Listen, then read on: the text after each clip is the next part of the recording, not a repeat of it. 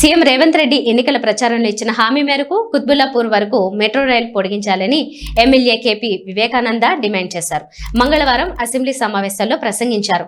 కొడంగల్ ఓడిన రేవంత్ రెడ్డికి రాజకీయ భిక్ష పెట్టింది మల్కాజ్గిరి పార్లమెంట్ నియోజకవర్గ ప్రజలే అన్నారు. అలాంటి మల్కాజ్గిరిని మర్చిపోవడం సరికాదన్నారు.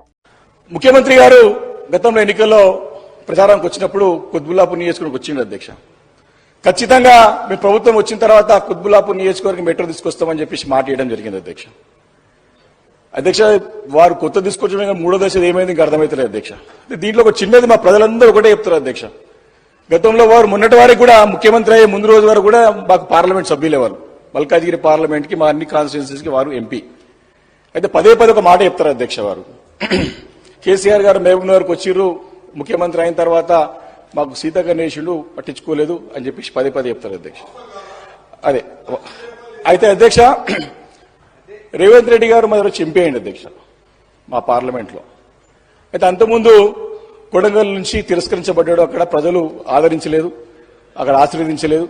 ఇక్కడ వచ్చిన తర్వాత మా దగ్గర మల్కాజ్గిరి పార్లమెంట్లో కుత్బుల్లాపూర్ నియోజకవర్గానికి కూకట్పల్లి ప్రజలు సరే వారు ఆశీర్వదించి వారిని ఎంపీగా చేశారు అధ్యక్ష. అంటే కష్టకాలంలో వారిని ఆదుకున్నారు మా ప్రజలు అధ్యక్ష. వారు ముఖ్యమంత్రి కాగానే కొడంగల్కేమో వేల కోట్ల రూపాయలు పెట్టుకుంటారు అధ్యక్ష.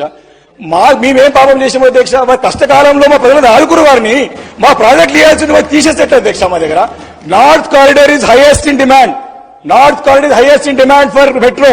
తప్పకుండా మెట్రోని ఇవ్వాల్సిందిగా మేము కోరుతున్నాం అధ్యక్ష.